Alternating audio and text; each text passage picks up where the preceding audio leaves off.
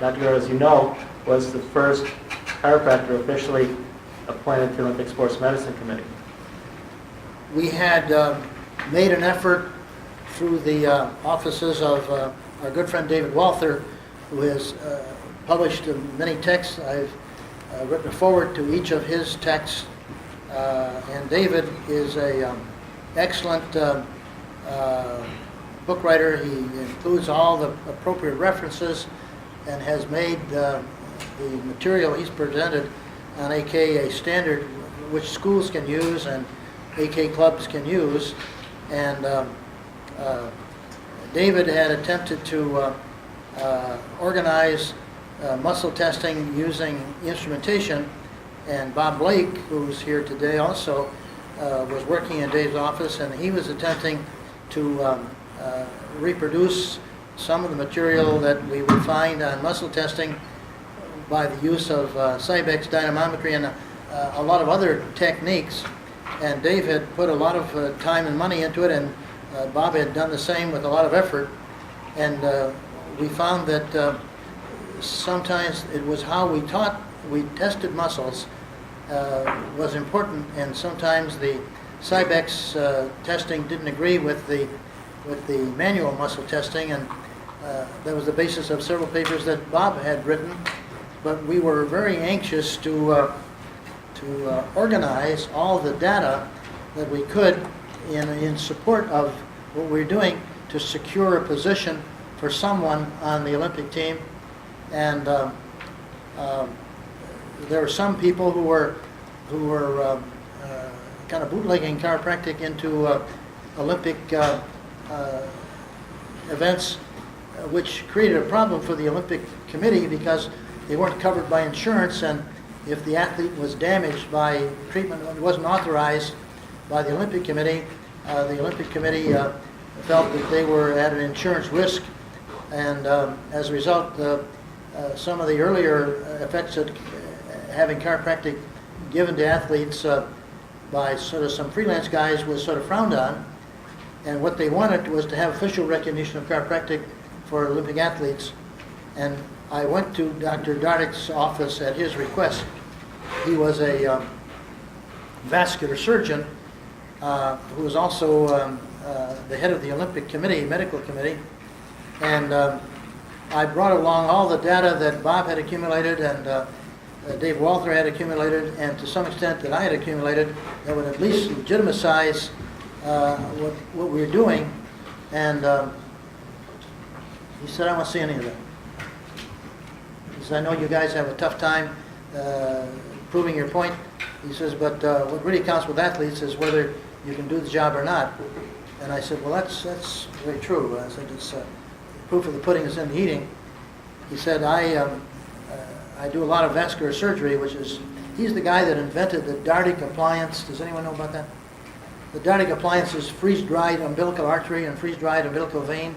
So in case your son has his femoral artery torn off at 3 o'clock in the morning in some automobile accident, instead of taking his leg off, they just put the artery back in, the freeze-dried artery, the freeze-dried vein. It's a marvelous thing. They used to throw those away. But he was able to perfect the technique where they could save them and save somebody's leg or arm. And very well-known vascular surgeon and high-tech, high-detail guy and high-tension. One of his forms of recreation, like Jerry Morantz, he loves to run. And I'll tell you some stories about Jerry Morantz running later, but I'll wait till he's here so I can give him a hard time. Running to or from? Well, food mostly. He was not able to run more than 2 miles. He'd get a terrible cramp in his hamstring. No matter what he did or what drugs he took or what exercise or what other regimen he was on, wouldn't help. He said, "Can you help that?" Now, some of you may be familiar with one of the original articles that at least gave some scientific credibility to AK in a general sense. We did a reactive muscle study, or a reactive muscle study was done at the Logan College under the direction of Davis and Triano, where we found a reaction between a previously injured muscle and a muscle. In other words, when you contract one muscle, it shouldn't change the balance of another muscle. That all came about by a very unusual set of circumstances. We had a patient that Dr. Dan Duffy sent to us, Gunther Sprackhoff, nice Irish fellow, and he was a ski instructor. He owned a tool and die factory and business. He also taught volleyball, and he was a very superb athlete. But following an injury, he walked like this. And he couldn't get too many people to attend his ski class. And Duffy had been trying to help without much success, so Duffy sent him in. And I said, well, Mr. Sprackhoff, it's obvious to me that you have a weak rectus abdominis muscle that allows you to be pulled back like that. It's obviously turned off, but it's very hard to test that when you're walking. It's almost impossible. But I said, what I'm going to try to do is simulate what you do when you walk. And I contracted, I tested his quadriceps muscles, and they were strong. And then I tested his rectus abdominis muscles, and they were strong. I tested the right rectus abdominis, it was strong. I tested the right quadriceps, it was strong. I was going nowhere, but I tested the right quadriceps and quickly tested right abdominis, and he just fell down. I reasoned that the quadriceps was set too high, the spindle cell of the quadriceps was set too high, and I wanted to turn down the tone of that muscle. In other words, it was set at a 6, take an arbitrary figure, and the quadriceps were 4, 6 beats 4 every time. I wanted to get 4 and 4. So I turned the Golgi tendons down, turning them off. I did the same thing to the spindle cell.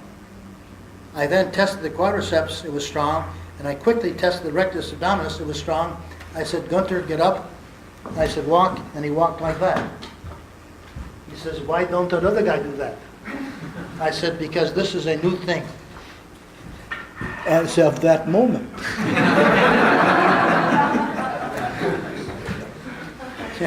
But I want you to come back around when I check your hair loss.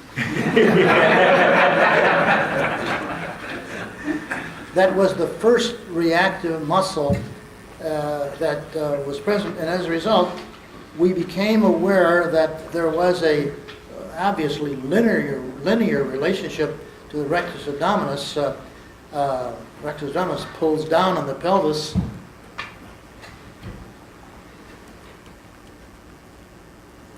Rectus abdominis pulls up on the pelvis, quadriceps pulls down. Between the two, the pelvis stays steady. But when this is over, this pulls it down. Now, other muscles do that as well. Iliacus is capable of that. And as a result, we found a relationship between muscles.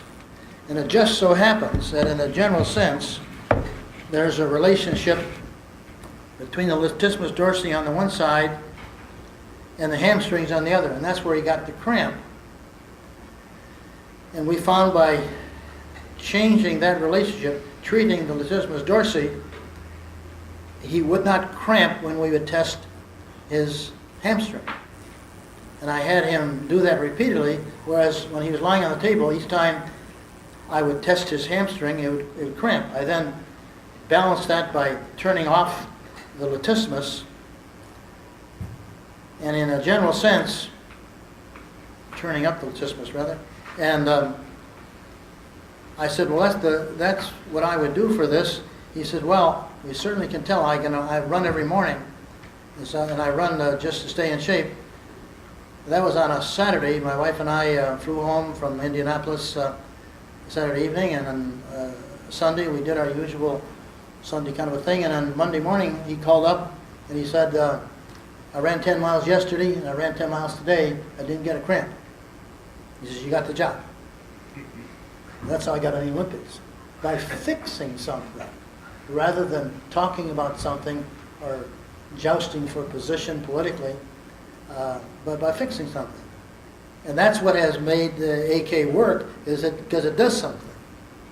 It speaks for itself. The res ipsa loquitur is the Latin expression for that. It speaks for itself, but then when you got to get scientific approval, you have to prove that the wheel is round. You already know it's round, but you have to prove it.